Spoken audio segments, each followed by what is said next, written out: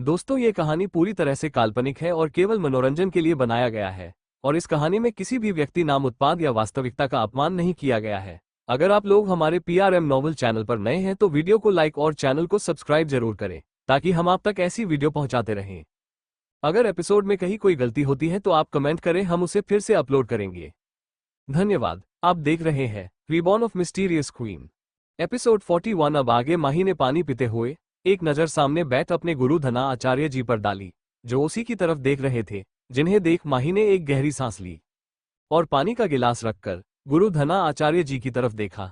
तभी माही ने कहा, आपको कुछ पूछना है गुरुदेव। वही गुरु धना आचार्य जी जो माही को होश में आता देख राहत महसूस की। वो माही के अचानक बेहोश होने से बहुत घबरा गए थे। वो बहुत समय में जाकर अपने होश में वापस आई थी। माही के होश में ना आने से पहले उनके पास माही के लिए अनगिनत सवाल थे, पर अब माही को अपने सामने सही सलामत देखकर उन्हें समझ नहीं आ रहा था कि वो कहां से अपनी बातें शुरू करें। उन्हें पहले क्या पूछना चाहिए और क्या नहीं। वो अभी इसी दुविधा में बैठे अपने सामने बैठी माही की तरफ देख रहे थे। इस समय उनके चेहरे पर बहुत ही गंभीर भाव बने हुए थे। वही माही जो उनके बिल्कुल सामने बैठी थी, शायद वो गुरु धना आचार्य जी के मन की दुविधा को समझ गई थी, इसलिए उसने खुद ही उन्हें अपने बारे में बताने का फैसला किया। माही ने कहा, गुरुदेव, आपको ज्यादा सोचने की आवश्यकता नहीं है। तभी गुरु धना आचार्य जी ने थोड़े हिचकी चाहते माही से कहा, रुद्रा, पर तभी वह अचानक रुक गए। जिसे समझ माही ने उनसे कहा, मेरा नाम मीरा है।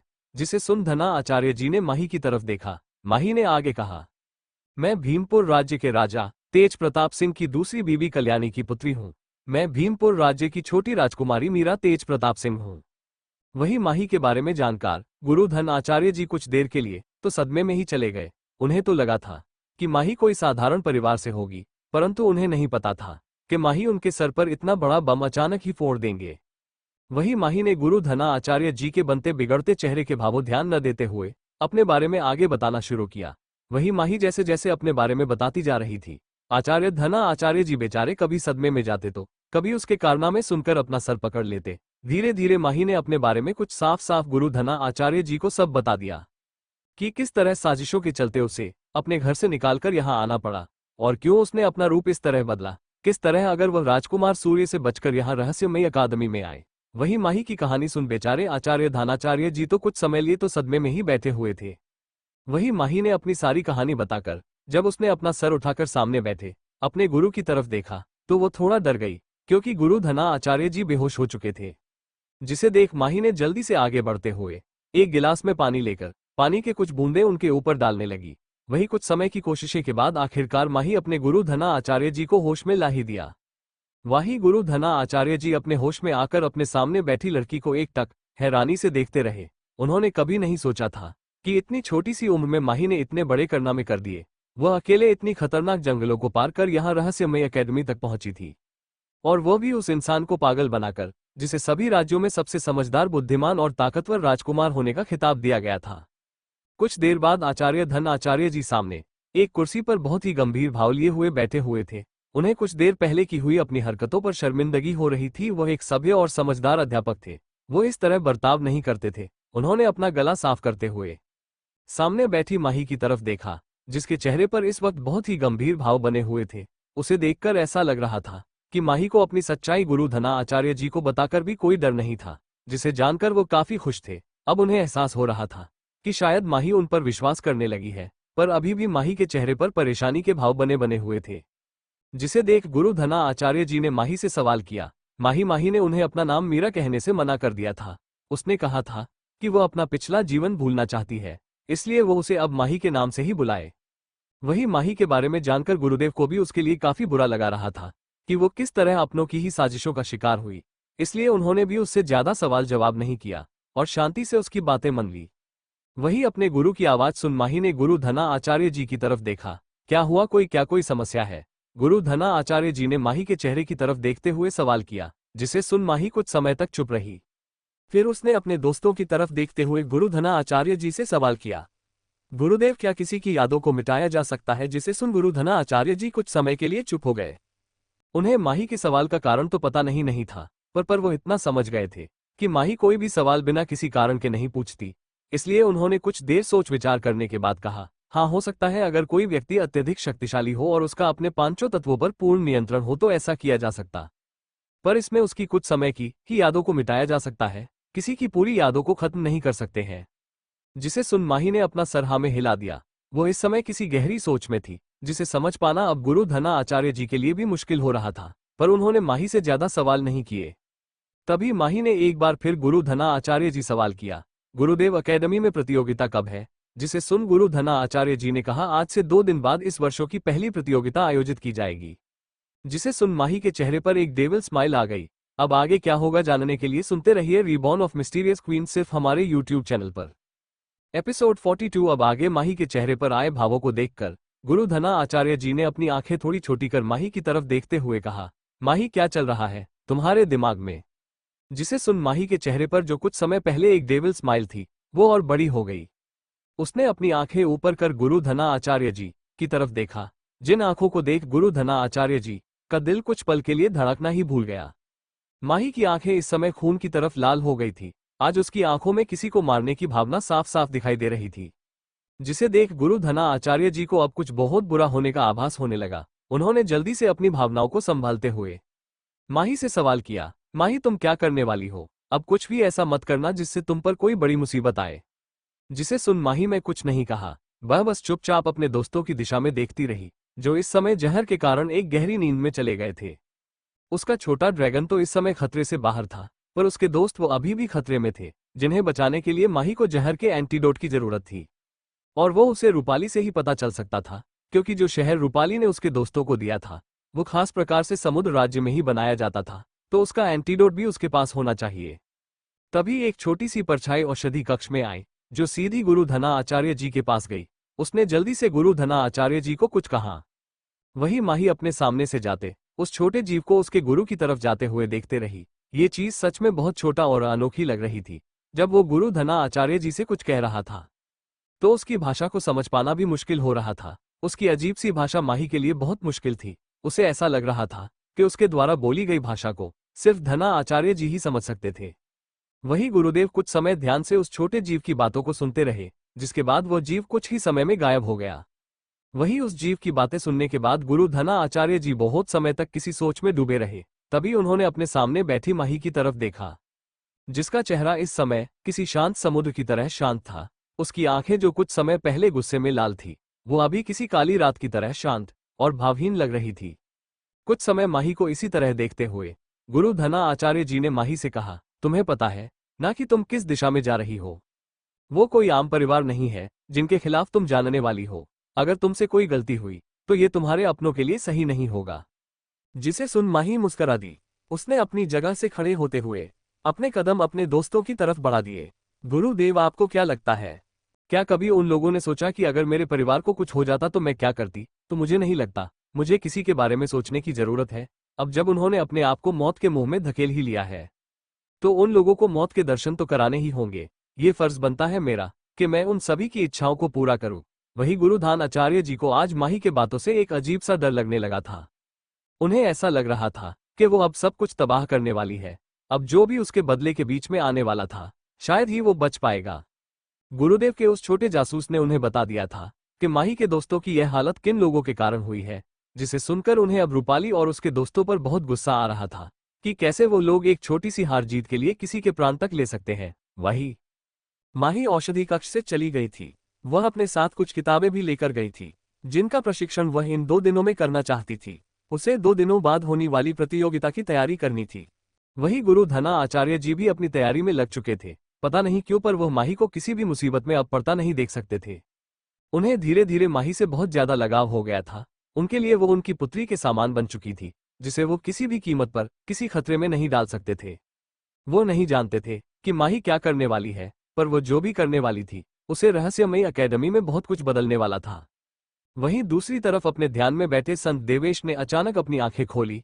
उनकी आंखें हमेशा की तरफ शांत और भावहीन थी, पर इस समय उनके चेहरे पर एक छोटी सी मुस्कान थी, जिसे उनके सामने खड़े 2 काले कपड़े पहने नकाबपोशों ने भी देख लिया था, जिसे देख वो बहुत हैरान थे, क्योंकि उन्होंने कभी अपने मालिक को इस तरह मुस्कुराते नहीं देखा था। यह वही दोनों नकाबपोश थे जिन्होंने माही पर जंगल में अपनी नजर रख रखी थी। उन्हें सत देवेश ने ही माही की सुरक्षा के लिए भेजा था। वहां से आने के बाद उन दोनों ने सब कुछ अपने मलिक को बता दिया। तभी देवेश की आवाज से वो दोनों अपने ख्यालों से बाहर निकले। प्रतियोगिता में जाने की तैयारी करो, इस बार की प्रतियोगिता में हम भी जाना चाहते हैं। जिसे सुन उन दोनों ने एक दूसरे की तरफ देखा और अपना सर झुकाकर वहां से गायब हो गए। वही सतदेवेश कुछ समय तक वैसे ही बैठे रहे और फिर वहां से खड़े होकर खिड़की के पास आकर बाहर चमकते चांद को देखने लगे, जो इस बहुत खूबसूरत लग रहा था, जिसमें आज भी उन्हें वह काली आंखें और सुंदर चेहरा दिखाई दे रहा था। जिसे देख संत देवेश मुस्कुरा दिए। उन्होंने मुस्कुराते हुए चांद की तरफ देखते हुए कहा, छोटी बिल्ली, तुम अपने आने वाले युद्ध में पहला कदम रखने जा रही हो। ये तो अभी शुरुआत है। तुम्हारा सफर अभी बहुत लंबा है, जिसमें तुम्हें मेरे साथ की आवश्यकता पड़ेगी। इसलिए अब समय आ गया है कि हम दोनों का आमना सामना हो। ये सब बातें कहते हुए वो अचानक वहां से गायब हो गए। वही इन 2 दिनों में माही अपने कक्ष से बाहर नहीं निकली थी। किसी को नहीं पता था कि माही इन 2 दिनों में अपने कक्ष के अंदर क्या कर रही है। वो ना ही गुरु धनाचार्य जी के पास गई और ना ही अपने दोस्तों को देखने गई। गुरु धना आचार्य जी ने माही को बता दिया था क्या उसका छोटा ड्रैगन अब ठीक है, परंतु तनिष्क, रोशनी और विशाल अभी भी बेहोश थे। उन्हें पूरी तरह ठीक होने के लिए शहर के एटीट्यूड की आवश्यकता थी, जो अभी उनके पास नहीं था। गुरु द्रोणाचार्य जी भी इन 2 दिनों में बहुत व्यस्त थे। वो उसे ऊर्जा नाशक जहर के इलाज में लगे हुए थे, इसलिए इन 2 दिनों में उन्हें भी किसी ने नहीं देखा। तो दोस्तों, कल होगी प्रतियोगिता की शुरुआत, तो क्या होगा आगे ये तो एपी सभी को कल पीटीए चलेगा। तो क्या लगता है क्या करने वाली है माही रूपाली और उसके साथियों के साथ? अब आगे क्या होगा जानने के लिए सुनते रहिए रिबॉर्न ऑफ मिस्टीरियस क्वीन सिर्फ हमारे यूट्यूब चैनल पर। एपिसोड 43 अब आगे। रहस्यमय एकेडमी। 2 दिन बाद ये 2 दिन कैसे बीते किसी को पता ही नहीं चला। आज एकेडमी में प्रतियोगिता का दिन था, जिसका जोश पूरी एकेडमी में दिखाई दे रहा था। एकेडमी में प्रतियोगिता की जोरों शोरों से तैयारी चल रही थी। चारों तरफ जोश से भरा माहौल बना हुआ था। सभी बच्चे अपने प्रतियोगिता की तैयारी में लगे हुए थे। कुछ के चेहरों पर प्रतियोगिता का उत्साह बना हुआ था, तो कुछ थोड़े घबराए हुए लग रहे थे। पुराने विद्यार्थियों के चेहरे पर कोई डर का भाव नहीं था, क्योंकि वो पहले भी कई प्रतियोगिताएं लड़ चुके थे। परंतु नए विद्यार्थी जो पहली बार ऐसे किसी प्रतियोगिता में शामिल होने जा रहे थे, वो उत्साहित के साथ साथ थोड़े घबराए हुए भी थे। सभी अकादमी में बने मैदान की तरफ चलने लगे, जहां पर प्रतियोगिता होनी थी। अकेडमी में प्रतियोगिता के लिए एक खास स्थान था, जहां सभी प्रतियोगिता करवाई जाती थी। यह एक बहुत बड़ा मैदान था, जो चारों तरफ से ऊंची दीवारों से घिरा हुआ था। मैदान में आने के लिए 3 रास्तों को बनाया गया है, जिससे मैदान में प्रवेश किया जा सकता था। दीवारों के चारों तरफ बैठने के लिए सीढ़ियां बनाई गई थी, जिससे मैदान का नजारा अच्छे प्रकार से दिखाई देता था। वहीं उच्च शिक्षकों व खास अधिकारियों के लिए ऊपर की तरफ कुछ खास कमरे बनाए गए थे, जहां से वो नीचे की प्रतियोगिता को आसानी से देख सकते थे। वहीं धीरे धीरे कुछ खास शिक्षक और अध्यापक और विद्यार्थी वहां इकट्ठा होने लगे। सभी इस वर्ष की प्रतियोगिता को देखने के लिए काफी उत्साहित लग रहे थे, इसलिए जल्द से जल्द सभी मैदान में इकट्ठा होना चाहते थे। क्योंकि इस बार की प्रतियोगिता में बहुत से खास लोग शामिल होने आए थे, जिन्हें देखने के लिए ही खास तौर पर बहुत से लोग शामिल हुए थे। क्योंकि एक साथ इतने खास और शक्तिशाली लोगों को एक ही समय पर एक साथ देखना लोगों के लिए बहुत ही सौभाग्य की बात होती थी। वहीं धीरे धीरे मुख्य अतिथि भी पधारने लगे, जिनका स्वागत करने के लिए उप प्रधानाचार्य रमाकांत आगे बढ़े। वो बड़े ही जोश और चापलूसी के साथ सभी मुख्य अतिथियों का स्वागत करने में लगे हुए थे, जिन्हें देख वहां आए सभी बड़े अधिकारी काफी खुश नजर आ रहे थे। तभी उनकी नजर सामने से आते राजा चंद्रसेन घावत पर गई, जिसे देख उप प्रधानाचार्य की आंखें चमक उठी। उन्होंने जल्दी से आगे बढ़ते हुए उनका स्वागत करते हुए कहा, स्वागत है आपका महाराज चंद्रसेन घावत, पधारे। हम सभी आपका ही इंतजार कर रहे थे। आए, हम आपको आपके स्थान तक ले चलते हैं। जिसे सुन राजा चंद्रसेन ने एक सौम्या मुस्कान के साथ उप प्रधानाचार्य जी का धन्यवाद किया और उनके साथ अपने स्थान की तरफ जाने। कुछ ही समय में मैदान पूरी तरह भर गया। सभी लोगों की नजरें ऊपर बने उन बड़े कक्षों पर थी, जहां राजा चंद्रसेन घावत बैठे हुए थे। वो बहुत ही शक्तिशाली और बुद्धिमान राजा माने जाते थे, जिनकी प्रशंसा दूर दूर राज्यों तक में की जाती थी। कहा जाता है उन्होंने बहुत से महान युद्ध लड़े, जिनमें उन्होंने विजय प्राप्त की। उसके बाद भी उनका स्वभाव अपनी प्रजा के प्रति बहुत ही सौम्य और कोमल है। वो बहुत ही उदार राजा माने जाते हैं, इसलिए लोगों ने यहाँ देखने के लिए भीड़ लगाए खड़े थे। वहीं आसपास बैठे हैं कुछ कुछ अधिकारी और दूसरे राज्य के लोग उनकी तारीफों में लगे हुए थे, जिसे देख राजा चंद्रसेन घावत बहुत ही प्रसन्न नजर आ रहे थे।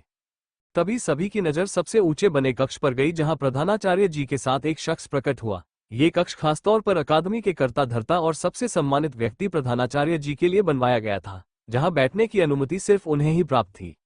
वहीं आज उनके साथ आए उसे व्यक्ति को देखने के लिए सब उत्सुक थे कि आखिर ऐसा कौन सा व्यक्ति है जिसे प्रधानाचार्य जी अपने साथ बैठने के लिए आमंत्रित किया गया है। पर वो लोग सिर्फ उसके नील भाग्य को देख पाए, क्योंकि उससे पहले ही वो व्यक्ति पहन के पीछे चला गया। पर उनके नीचे कक्षा में बैठे हैं लोगों को थोड़ा थोड़ा अंदाजा हो गया था कि शायद यह वही व्यक्ति है जिसे लेने के लिए स्वयं अकादमी से बाहर आए थे।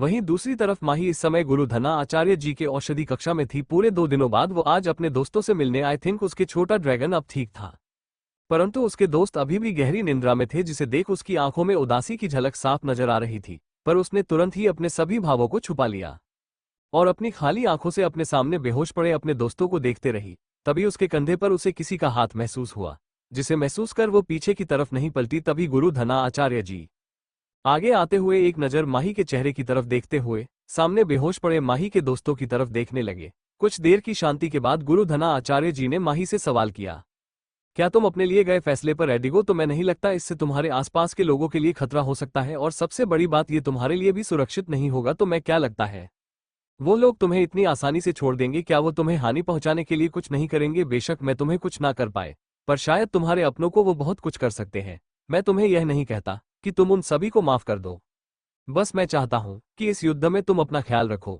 भावनाओं में बहकर फैसला मत लेना। अगर तुम्हें लगे कि यह स्थान तुम्हारे लिए सुरक्षित नहीं, तो उसी समय इस स्थान को छोड़ देना। माही गुरु धना आचार्य जी की सारी बातों को ध्यान से सुनती रही, पर उसने कुछ नहीं कहा। तभी माही ने धना आचार्य जी की तरफ देखते हुए उनसे कहा, गुरुदेव मेरे जाने के बाद क्या आप मेरे दोस्तों का ख्याल रखेंगे? जिसे सुन गुरु धना आचार्य जी मुस्कुरा दिए। उन्होंने माही के सर पर प्यार से हाथ रखते हुए कहा, तुम्हें क्या लगता है अगर मुझे तुम्हारा साथ नहीं देना होता तो क्या मैं तुम्हारे साथ यहां तक आता? तुम चिंता मत करो, मैं इनका पूरा धन रखूंगा। बस तुम्हें अब अपनी चिंता करनी चाहिए, बाकी की चिंताओं को छोड़ दो। इस समय उनकी आवाज में एक उदासी देखी जा सकती थी, जिसे छुपाते हुए उन्होंने जल्दी से माही से कहा, चलो समय हो गया है प्रतियोगिता का। ये प्रतियोगिता 3 दिन चलने वाली है, इसलिए तेरे से काम लेना। हो सकता है तुम्हारा सामना शुरुआत में उनके साथ ना हो, पर आखिर तक आते आते तुम्हारा सामना अपना दुश्मनों से हो ही जाएगा। इतना कह रहे हैं वहां से गायब हो गए। वही माही ने कुछ समय और अपने दोस्तों की तरफ देखा और फिर पास खेल रहे अपने छोटे ड्रैगन की तरफ।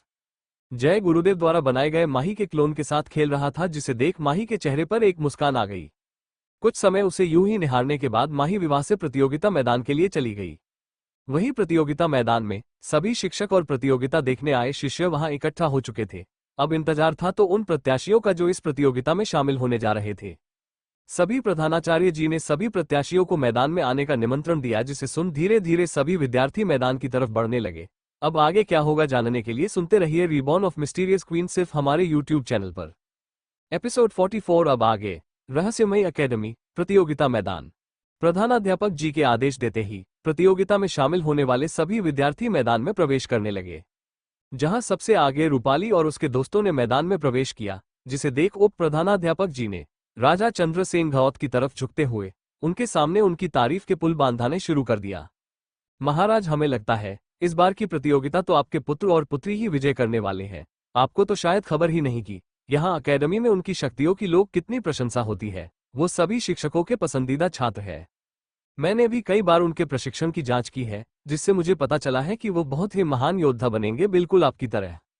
वहीं उनके आसपास बैठे सभी लोगों उप प्रधानाध्यापक की बातों में हाँ में हाँ मिलाते हुए सभी रूपाली और यश की तारीफ करने लगे कि वो एक शक्तिशाली राजा के बच्चे हैं, इसलिए उनके पास भी बहुत सी महान शक्तियां हैं। वहीं आसपास लोगों की तारीफें सुन महाराज चंद्रसेन का सीना गर्व से और चौड़ा हो वो एक बड़ी सी मुस्कान के साथ अपने बच्चों की तरफ देख रहे थे। उन्हें भी यही लग रहा था कि उनके पुत्र और पुत्री से शक्तिशाली इस अकादमी में कोई हो ही नहीं। वहीं उप प्रधानाचार्य जी की बातों से तो वो चने के पेड़ पर चढ़ ही गए थे, इसलिए वो अपना सीना चौड़ा कर सामने मैदान में अपने बच्चों की तरफ देखने लगे।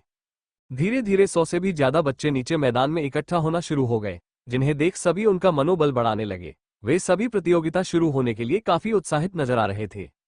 सभी की आंखों में जीत के लिए उत्साह साफ नजर आ रहा था। यहाँ आए सभी विद्यार्थी इस प्रतियोगिता को जीतकर रहस्यमय एकेडमी अपने पद को ऊंचा करना चाहते थे, ताकि आसपास के सभी लोग उनका सम्मान करें। आसपास के माहौल में इस समय काफी उत्साह भरा हुआ था। तभी एक तेज हवा के झोंके के साथ एक परछाई तेजी से मैदान के बीचों बीच आई, जिसने एक पल के लिए तो सभी को चौंका दिया, क्योंकि उस परछाई की रफ्तार बहुत ही हैरान कर देने वाली थी। वहीं उसकी परछाई को देखकर आसपास बैठे शिष्यों में बातें होना शुरू हो गई। उनके सामने इस समय एक छोटा लड़का खड़ा था, जिसके चेहरे पर इस वक्त कोई भाव नहीं थे। वहीं उस छोटे से लड़के को देखकर अचानक से चारों तरफ शांति फैल गई। तभी एक लड़के ने अपने पास बैठे लड़के से कहा, ये तो रुद्र है ना? हाँ, मैंने सुना है ये धनाचार्य जी का शिष्य है। हाँ, मैंने उस समय भजन कक्ष में देखा था। ये वही है जिसने सीनियर को मारा था। क्या इसने उस मोटे सीनियर को मारा था? पर यह देखने में बहुत छोटा लग रहा है। क्या इसके पास इतनी शक्तियां हैं कि यह इतने बड़े सीनियर को मार सकता है? अरे शायद तुम उस समय वहां नहीं थे। मैं वही था, मैंने सब देखा था अपनी आंखों से। इसी तरह की खुसूर पुसूर अचानक पूरे मैदान में फैल गई। जो मैदान कुछ समय पहले काफी शांत नजर आ रहा था, अब उसमें थोड़ी चहल पहल होने लगी थी। सभी की नजरें इस समय अपने सामने खड़े उसे सफेद यूनिफॉर्म पहने खड़े छोटे से लड़के पर थी, जिसने आते ही सभी का ध्यान अपनी तरफ खींच लिया था। वहीं ऊपर बैठे लोग भी अचानक जानने के लिए उत्सुक हो गए कि आखिर सभी लोग अचानक इस छोटे से बच्चे के बारे में क्या बातें कर रहे। वहीं राजा चंद्रसेन बहुत ही ध्यान से माही की तरफ देख रहे थे। उनकी नजरें किसी व्यक्ति को परखने में बहुत तेज थी। उनके सामने खड़ा वो छोटा सा लड़का उन्हें कोई मामूली इंसान नहीं लग रहा था।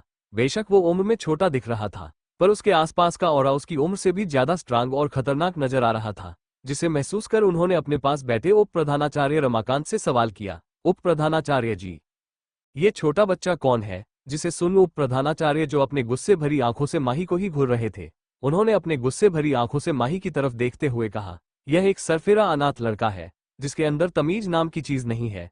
जिसे सुन राजा चंद्रसेन ने एक नजर उप प्रधानाचार्य जी पर डाली, जो इस समय बहुत ही गुस्से में माही को देख रहे थे। उनकी आंखों में इस समय माही के लिए अत्यधिक नफरत भरी हुई थी, जिससे चाहकर भी वो छुपा नहीं पा रहे थे। जिसे देख महाराज चंद्रसेन ने आगे कोई सवाल नहीं किया और सामने मैदान की तरफ दिखाने लगे। वहीं उप प्रधानाचार्य जी को माही पर इसलिए गुस्सा आ रहा था, क्योंकि जिस सीनियर स्टूडेंट को माही ने पहले दिन मारा था, वो उप प्रधानाचार्य का पोता विनायक था, जिन्होंने बाद में आकर उन्हें सब कुछ बताया कि किस तरह एक छोटे अनाथ गरीब लड़के ने उसे बुरी तरह मारा। जिसे सुन वह बहुत क्रोधित हुए थे। वह उसी समय जाकर माही को जान से मार देना चाहते थे। आखिर एक अनाथ गरीब लड़के की हिम्मत कैसे हुई उनके पोते को छूने की? पर जब उन्हें पता चला कि वह धन आचार्य जी का शिष्य बन गया है, तो उन्हें न चाहते हुए भी अपने कदम पीछे लेने पड़े, क्योंकि रहस्यमयी एकेडमी में गुरु धना आचार्य जी का एक खास दर्जा था। वह एक बुद्धिमान और महान अध्यापक थे, जिनका प्रधानाध्यापक भी बहुत ज्यादा सम्मान करते थे। उन्हें पता था कि वह अपने शिष्य को कुछ नहीं होने देंगे, इसलिए उन्हें मजबूरी में अपने कदम पीछे लेने पड़े। लेकिन आज अपने सामने उसे छोटे गरीब लड़के को देखकर उनका खून खोल उठा। उनका मन कर रहा था कि वो अभी जाकर उस लड़के को जान से मार दे, जिसने उनके सम्मान को ठेस पहुंचाई थी। तभी कुछ सोचकर उनके चेहरे पर एक मक्कारी भरी मुस्कान आ गई। क्या हुआ अगर इस समय वो उस सबक नहीं सिखा सके? आज उसका पोता विनायक इस प्रतियोगिता में भाग लेने वाला था। उप प्रधानाचार्य ने अपने पोते को बहुत सी खतरनाक तकनीकें सिखा दी थी, जो इस छोटे लड़के को इसकी जगह अच्छी प्रकार से दिखा सकता था। यही सोचकर वो मुस्कुरा उठे और अपने गुस्से को शांत कर नीचे प्रतियोगिता को देखने लगे। वही माही को अपने ऊपर पड़ती इतनी नजरों से कोई खास फर्क नहीं पड़ रहा था। वो सभी को नजरअंदाज कर आगे चलकर आई और एक खाली स्थान पर जाकर खड़ी हो गई। पर तभी एक बहुत स्ट्रांग ऑरा उसे अपने ऊपर महसूस हुआ, जिसे उसने कुछ समय पहले भी महसूस किया था, पर उसने इस बात पर ज्यादा ध्यान नहीं दिया। एक बार फिर उसी ऑरा को महसूस कर माही की नजरें अपने आसपास देखने लगी। तभी उसकी नजर सबसे ऊपर बने कक्ष पर गई, जहां सफेद पर्दे के पीछे दो एम्बर आंखें उसे अपने आप को घूरती नजर आई। माही भी उन आंखों को ध्यान से देखने लगी। अचानक कुछ समय के लिए उन दोनों की आंखें एक दूसरे पर ठहर गई। माही ने इतना शक्तिशाली ऑरा पहली बार महसूस किया था, पर इस ऑरा से माही को खतरा महसूस नहीं हो रहा था। माही उन एम्बर आंखों में हर पल अपने आप को खोता महसूस कर रही थी, जैसे कोई चीज उसे अपनी तरफ खींच रही हो। कुछ तो था उन आंखों में जो माही को बार बार उन्हें देखने पर मजबूर कर रहा था। उन आंखों से आता ऑरा बहुत ही स्ट्रांग था, जो सीधा माही की आंखों में मिल रहा था। माही को समझ नहीं आ रहा था कि क्यों वो अपनी नजरें आंखों से नहीं हटा पा रही है। उसने उसे व्यक्ति का चेहरा देखना की भी काफी कोशिश की, पर उसे पर्दे के कारण माही को कुछ साफ नजर नहीं आ रहा था। तभी किसी ने माही का नाम पुकार, जिसे सुन माही अपनी आंखें उसे जगह से फेर ली। पर शायद उसने ध्यान नहीं दिया कि जो एमरल्ड आंखें अभी तक बहुत शांति से उसे देख रही थी, उसके ऐसे नजर हटाने से अचानक ही वह आंखें ठंडी हो गई, जिसका और पास खड़ा काले कपड़े पहने व्यक्ति महसूस कर पा रहा था। उसने जल्दी से अपने माथे पर आए पसीना को पहुंचा और नीचे की तरफ देखकर पता लगने लगा कि आखिर किसको अपनी जान प्यारी नहीं है। वहीं नीचे माही के सामने एक आकृति आकर रुकी, जिसके चेहरे पर घमंड की झलक साफ नजर आ रही थी। वही अपने सामने खड़े व्यक्ति को देखकर माही की आंखें, जो अभी तक शांत थी, अचानक ही उनमें बर्फ के समान कठोरता छा गई। तुम्हारा नाम रुद्र है ना? मैं तुम्हारे बारे में बहुत सुना है। जिसे सुन माही ने सामने दिशा की तरफ देखा, जहां रूपाली उसी की तरफ आ रही थी। उसके चेहरे पर एक घमंड भरा कॉन्फिडेंस साफ नजर आ रहा था। रूपाली ने आते हुए कहा, लगता है तुम यहाँ हारने के लिए आए हो। अच्छा है, कोई बाद में मुझे यह नहीं कहेगा कि मैं बिना लड़े ही तुम्हें हरा दिया। वही रूपाली को देखकर माही की शांत काली आंखें अचानक ही कठोर हो गई। उसकी आंखें धीरे धीरे लाल होने लगी थी, पर तभी उसकी नजर अपने सामने बैठे व्यक्ति को गई, जहां धना आचार्य जी बैठे उसी की तरफ देख रहे थे। वो अपने आंखों के इशारों से ही माही को शांत रहने का आदेश दे रहे थे, जिसे देख माही ने तुरंत अपनी भावनाओं को काबू में किया और बिना रूपाली को जवाब दिए सामने देखने लगी, जिसे देख रूपाली चिढ़ गई। उसे बिल्कुल पसंद नहीं था कि कोई उसे इस तरह नजरअंदाज करे। अब उसे रुद्रा अपनी आंखों में और खाटने लगा था। उसने अपने मन ही मन कहा, इस 2 टके के लड़के का गुरूर तो मैं कुछ समय में अपने पैरों के तले दबोच कर खत्म कर ही दूंगी, जैसे मैंने तुम्हारे बाकी दोस्तों का किया था। इतना क्या, उसके चेहरे पर शैतानी मुस्कान आ गई जो माही की आंखों से बची नहीं थी। शायद माही उसके इरादों को अच्छी तरह जान गई थी, जिसे देख माही के चेहरे पर भी एक डेविल स्माइल आ गई जो किसी को नहीं दिखाई दी। पर ऊपर बैठा एक व्यक्ति उसकी हर एक हरकत को बहुत ध्यान से देख रहा था। माही को जरा मुस्कुराता देख उसकी एम्बर आंखें चमक उठी। तभी एक आवाज से सभी का ध्यान सामने गया, जहां स्टेज के ऊपर एक व्यक्ति खड़ा था। वो संचालक थे, जिन्होंने आते ही बड़े जोरों शोरों से सभी आपका स्वागत किया और प्रतियोगिता शुरू करने का ऐलान किया। इसके बाद 2 बच्चे अपने साथ एक बड़ा सा बक्सा लेकर आए, जिसमें बहुत सारे लकड़ी के टोकन पड़े हुए थे, जिन्हें देख संचालक ने सभी को समझते हुए कहा कि सभी बच्चों को एक एक कर आगे जाकर इसमें से एक टोकन निकालना है, और जिसका टोकन जिसके साथ मैच करेगा उसका मुकाबला इस व्यक्ति के साथ होगा। संचालक की बात सुन सभी बच्चे धीरे धीरे उस लकड़ी के बड़े से बॉक्स में से अपने लिए टोकन निकालने लगे। माही ने भी आगे बढ़कर एक टोकन निकला जिस पर नंबर 20 लिखा था, जिसे देख माही शांति अपने स्थान पर वापस आकर खड़ी हो गई। अब आगे क्या होगा जानने के लिए सुनते रहिए रिबॉर्न ऑफ मिस्टीरियस क्वीन सिर्फ हमारे यूट्यूब चैनल पर। एपिसोड 45। अब आगे धीरे धीरे सभी शिष्यों ने अपने अपने टोकन्स को चुन लिया। पूरे मैदान में इस समय हलचल का माहौल था। कुछ लोग खुद ही अपने प्रत्याशी को ढूंढने में लगे हुए थे। तभी संचालक ने सभी को एक कतार में खड़े होने के लिए कहा। इसके बाद उन्होंने एक एक कर गिनती करना शुरू किया। जिसका नंबर एक दूसरे से मिल जाता वो एक दूसरे के साथ खड़े हो जाते। कुछ देर बाद सभी बच्चों को अपने अपने प्रत्याशी मिल गए, जिसे देख संचालक ने सभी को प्रतियोगिता के कानून बताने शुरू किए। उन्होंने सामने मैदान की तरफ इशारा करते हुए कहा, सभी बच्चों को अपने प्रत्याशियों के साथ एक दायरे में रहकर युद्ध करना होगा। फिर उन्होंने एक रेखा की तरफ इशारा करते हुए कहा, अगर कोई भी बच्चा इस रेखा को पार कर गया तो वो उसी समय इस प्रतियोगिता से बाहर हो जाएगा और दूसरा वाला बच्चा इस प्रतियोगिता को जीत जाएगा। यह एक प्रतियोगिता है, तो कोई भी किसी को ज्यादा हानि न पहुंचाए। अगर किसी ने जानबूझकर अपने प्रत्याशी को चोट पहुंचाने की कोशिश की तो उसी समय उसे प्रतियोगिता से बाहर कर दिया जाएगा। अगर आपको लगे कि आपकी जान को खतरा है तो आप उसी समय इस प्रतियोगिता को छोड़ सकते हैं। ऐसा कोई कानून नहीं है कि आपको वो पूरी प्रतियोगिता लड़नी है। धीरे धीरे कर संचालक ने सभी को प्रतियोगिता के नियम कायदे बता दिए। धीरे धीरे प्रतियोगिता शुरू होने लगी। माही की संख्या नंबर 20 था, इसलिए वो 20वें स्थान पर लड़ने वाली थी। अचानक उसकी नजर अपने अपोनेंट पर गई, जिसे देख माही की आंखें खतरनाक तरीके से चमक उठी, क्योंकि यह अपोनेंट रूपाली के दोस्तों में से एक था। जिसे देख माही को याद आया कि यह उस समय उन लोगों के साथ था। इन सभी ने मिलकर उसके दोस्तों को तंग किया था। तभी कुछ सोच माही ने अपने चेहरे पर आते भावों को बहुत अच्छे से छुपा लिया और चुपचाप एक स्थान पर जाकर खड़ी हो गई। वही गुरु धना आचार्य जी, जिसकी नजरें पूरे समय माही पर ही बनी हुई थी। वो माही के हर एक बनते बिगड़ते भाव को देख सकते थे। माही की आंखों में आई चमक को देख उन्होंने उसी दिशा में देखा जहां कुछ समय पहले माही देख रही थी। तभी उनकी नजर सामने खड़े एक लंबे और चौड़े शरीर वाले लड़के पर गई, जो गुस्से भरी नजरों से सामने खड़ी माही को ही देख रहा था। गुरु धना आचार्य जी ने ध्यान से उस शिष्य की तरफ देखा। अचानक उनकी आंखें थोड़ी गुस्से में भर गई, क्योंकि सामने खड़े लड़के को देख वह तुरंत ही समझ गए कि यह जरूर रूपाली के दोस्तों में से एक है, क्योंकि वह उन्हीं के साथ खड़ा था। यह उन सभी लोगों में एक था जिसने माही के दोस्तों को मारा था। उन्होंने एक नजर माही की तरफ, जो अब शांति से अपना सर नीचे कर चुपचाप एक कोने में खड़ी थी, जिसे देख उन्होंने एक गहरी सांस ली। कुछ समय इसी तरह प्रतियोगिता चलने के बाद आखिरकार माही की बारी भी आ गई। वही संचालक ने माही और उसके ओपोनेंट को नाम लिया, जिसे सुन माही और वो लड़का जिसका नाम अर्थ था आमने सामने आकर खड़े हो गए। अर्थ ने एक नजर अपने दोस्तों की तरफ देखा, जो उसे माही की तरफ देखकर कुछ इशारे कर रहे थे, जिन्हें देख अर्थ मुस्करा दिया। उसने अपनी गहरी नजरों से सामने खड़े रुद्र की तरफ देखा, जो बहुत ही शांति से उसके सामने खड़ा था। तभी संचालक ने प्रतियोगिता शुरू करने का आदेश दिया, जिसे सुन अंश ने अपनी तलवार में जल शक्ति का प्रवाह कर सामने खड़ी माही पर प्रहार करने के लिए आगे बढ़ा। उसकी रफ्तार बहुत तेज थी, जिसे देख आसपास के लोग उसके लिए हूटिंग करने लगे। वहां आए सभी लोगों ने उसकी प्रशंसा करना शुरू कर दिया, जिसे सुन अर्थ ने एक शातिर मुस्कान दी और तेजी से माही की तरफ बढ़ने लगा। पर शायद वह अपने घमंड में माही के चेहरे पर ध्यान नहीं दे सका, जो शायद उसकी सबसे बड़ी गलती होने वाली थी। वही उस लड़के को अपनी तरफ आता देख माही ने अपने हाथों से अपनी वायु शक्ति का एक बहुत ही बड़ा बवंडर बनाकर मैदान के चारों तरफ फैला दिया। कुछ ही समय में वो बवंडर एक्टिवेट हो गया और उसने चारों तरफ से अर्थ को घेर लिया, जिसे देख सभी यह समझना की कोशिश करने लगे कि अभी हुआ क्या, क्योंकि माही अभी भी अपने स्थान पर बिना हिले खड़ी थी। उसे बवंडर ने पूरे मैदान को चारों तरफ से घेर लिया था, जहां लोगों को धूल के सिवाय कुछ नजर नहीं आ रहा था। वहीं अंदर माही ने अचानक ही उस बवंडर से अर्थ की गर्दन पकड़ बाहर निकाली और एक जोरदार किक के साथ उसे दूर फेंक दिया। ये सब इतनी जल्दी हुआ था कि किसी को कुछ समझने का मौका ही नहीं मिल रहा था। वहीं मैदान के चारों तरफ बवंडर होने के कारण किसी को कुछ नजर नहीं आ रहा था। वहां बस अर्थ की चीखें और माही के लगातार वारों से निकलती आवाजें ही सुनाई दे रही थी। अचानक ही चारों तरफ शांति पसर गई, जिसको चिरते हुए किसी की हड्डियां टूटने की आवाज आई, जिसे सुन सभी की आंखें बड़ी बड़ी हो गई।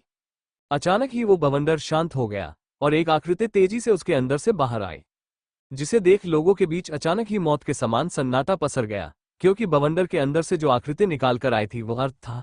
सभी अपने सामने पड़े लड़के को देखने लगे। सामने अर्थ लगभग बेहोश हो चुका था। उसे देखकर ऐसा लग रहा था कि उसके शरीर की लगभग सभी हड्डी को तोड़ दिया गया है। उसके सफेद कपड़े पूरी तरह खून में भीग चुके थे। उसकी तलवार, जो उसका सबसे शक्तिशाली हथियार माना जाता था, वो भी उसी के साथ एक किनारे पर टूटी पड़ी थी। उसे देखकर ऐसा लग रहा था जैसे किसी ने उसके शरीर से उसकी सारी जान निकाल ली। तभी सभी को कुछ कदमों की आहट सुनाई दी, जिसे सुन सभी ने अपनी नजरें उठाकर सामने की तरफ, जहां एक छोटा सा लड़का अपने हाथों को अपने पेट के पॉकेट में डाले सामने पड़े इंसान की तरफ ही आ रहा था। उसने उसकी तरफ देखते हुए कुछ ऐसा कहा, जिसे सुन वहां खड़े लोग तो बेचारे सदमे में ही चले गए। माही ने अपना हाथ आगे बढ़ाते हुए उसकी तरफ देखते हुए कहा, दोस्त, तुम सच में बहुत शक्तिशाली हो। देखो, तुमने मेरे हाथों पर कितनी बुरी तरह घायल कर दिया है। जिसे सुन सभी ने माही के हाथों की तरफ देखा, जहां एक छोटी सी खरोच थी। जो लोग कुछ समय पहले माही की शक्तियों का मजाक उड़ाने में लगे हुए थे, उन सभी के तो अब तोता ही उड़ चुके थे। कुछ ने तो माही की नजरों से बचने के लिए अपने चेहरे को छुपाना सही समझा। वहीं ऊपर बैठे सभी मुख्य लोग नीचे का नजारा देखकर बहुत हैरान थे।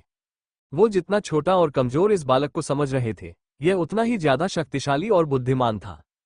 सभी को दिख रहा था कि उसने उसे लड़के को जानबूझकर बहुत बुरी तरह मारा। जब उसकी मार खाकर अर्थ सीमा से बाहर जाने वाला था, तभी माही ने उसे वापस सीमा के अंदर खींच लिया और उसकी यह हालत कर दी। फिर किसी के पास भी कोई ऐसा प्रमाण नहीं था कि माही को दोषी साबित कर सके। माही ने अपना काम इतनी सफाई से किया था कि किसी को समझ ही नहीं आ रहा था कि वो किस चीज में दोष निकलकर माही को इस प्रतियोगिता से बाहर करे। वहीं दूसरी तरफ बैठे रूपाली और उसके दोस्त, जिनके चेहरे पर कुछ समय पहले जीत की झलक नजर आ रही थी, अपने साथी की हालत देखकर सभी के चेहरे सफेद पड़ गए। उन्होंने कभी उम्मीद ज नहीं की थी कि रुद्र इतना शक्तिशाली होगा कि वो कुछ ही मिनट में उनके साथी की इतनी बुरी दशा कर देगा, जिसे देख अब कुछ बच्चे माही से डरने लगे थे। वो अब मन ही मां प्रार्थना कर रहे थे कि उनका मुकाबला रुद्र जैसे जानवर से ना हो। वहीं रूपाली की आंखें गुस्से में लाल हो चुकी थी। उसने कभी उम्मीद नहीं की थी ये लड़का इतना शक्तिशाली होगा। पर तभी उसने अपने मन में कहा, ये कितना भी शक्तिशाली क्यों ना हो, पर यह मुझे नहीं बच पाएगा, क्योंकि मुझे ज्यादा शक्तिशाली तो ये हो ही नहीं सकता। अर्थ कमजोर था, इसलिए वो इतनी आसानी से हार गया। परंतु जब मेरा मुकाबला तुम्हारे साथ होगा तो मैं तुम्हारी वो दशा करूंगी जिसे देखकर ही तुम्हारी रूह कांप जाएगी। पर तभी उसकी नजरें माही की नजरों से मिली, जिन्हें देखकर उसके रोंगटे खड़े हो गए। उसे माही की आंखों में एक किलिंग इंटेंशन नजर आ रहा था। पता नहीं क्यों, पर रूपाली को अचानक यह अपना गला सूखता महसूस हो रहा था। उसने जल्द ही अपनी नजरें माही से हटा ली। ये पहली बार था जब उसे किसी की नजरों से इतना ज्यादा डर लग रहा था। तभी संचालक की आवाज आई, जिसे सुन सभी अपने ख्यालों से बाहर आए। संचालक ने माही को विजेता घोषित कर दिया। संचालित के चेहरे पर भी कुछ अजीब भाव थे, जिनके साथ उन्होंने अपने सामने खड़े लड़के को देखा, जो बिना किसी पर ध्यान दिए वापस अपने स्थान पर जाकर बैठ गया। अब आगे क्या होगा जानने के लिए सुनते रहिए रीबॉर्न ऑफ मिस्टीरियस क्वीन, सिर्फ हमारे यूट्यूब चैनल पर। एपिसोड 46। अब आगे। माही ने अर्थ की बुरी हालत कर दी थी। उसे देख ऐसा लग रहा था कि शायद वह कभी उठ ही नहीं पाएगा। बेशक उसका शरीर बाहर से ज्यादा घायल न लग रहा हो, परंतु कोई भी अनुभवी चिकित्सक उसे देखकर ही बता सकता था कि उसकी अधूनी चोटें बहुत भयावह है। जिसे देख एक पल के लिए सभी के अंदर माही का खौफ फैल गया। उन्होंने कभी उम्मीद नहीं की थी कि उनके सामने खड़ा ये छोटा सा लड़का इतना ज्यादा बेरहम हो सकता है। सभी के चेहरों माही के लिए डर के साथ साथ एक नफरत भी थी। वो सभी तुरंत इस बेरहम बेशर्म लड़के को सजा दिलाना चाहते थे, ताकि वो आगे से ऐसी हरकतें दोबारा ना कर सके। परंतु उन लोगों के हाथों में कुछ नहीं था। वो सभी अपनी आस भरी नजरों से प्रथम कक्ष की तरफ देख रहे थे, जो प्रधानाचार्य जी का था। वही एक ऐसे व्यक्ति थे जिनके एक फैसले से माही को सजा मिल सकती थी। वहीं ऊपर कक्ष में प्रधानाचार्य जी अपने साइड बैठे शख्स की तरफ देख रहे थे। इस समय उनके माथे पर परेशानी की लकीरें साफ दिखाई दे सकते थे, जिस कारण उनके चेहरे पर पसीने की लकीरें बनी हुई थी। उन्होंने अपने माथे से पसीना पूछते हुए थोड़ी हिम्मत कर अपने साथ बैठे शख्स की तरफ देखते हुए कहा, संत देवेश, आपको नहीं लगता कि यह सब गलत है? उस बालक ने ये सब चीज जानबूझकर की है। वो बहुत बेरहम है, हमें उसे तुरंत सजा देनी चाहिए। ऐसे बेरहम बच्चे हमारी अकादमी के लिए खतरा बन सकते हैं। जिसे सुन संत देवेश, जो मुस्कुराते हुए नीचे खड़ी माही की तरफ देख रहे थे, उनकी आंखों में एक चमक थी जिसके साथ वह माही के हर एक मूव को ध्यान से देख रहे थे। प्रधानाचार्य की बातें सुन उनके चेहरे पर आए एक्सप्रेशन अचानक ही बदल गए। उनकी पलकों के नीचे गहरा अंधेरा छा गया, जिसे महसूस कर उनके दोनों साइड खड़े व्यक्ति डर के कारण अचानक ही 2 कदम पीछे हट गए। संत देवेश ने अपनी एक आईब्रो को ऊपर करते हुए अपनी ठंडी आंखों से प्रधानाचार्य जी की तरफ देखा।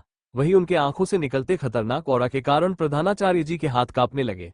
उन्होंने कभी नहीं सोचा था कि उनका ये छोटा सवाल संत देवेश को इतना प्रभावित करेगा। उनके मुंह से अचानक ही शब्द निकालना बंद हो गए। उन्होंने अपनी डरी हुई नजरों से सामने बैठे शख्स की तरफ देखा, जिसकी आंखें इस समय ऐसी लग रही थी कि जैसे वह अपनी आंखों से ही प्रधानाचार्य जी की जान ले सकते थे।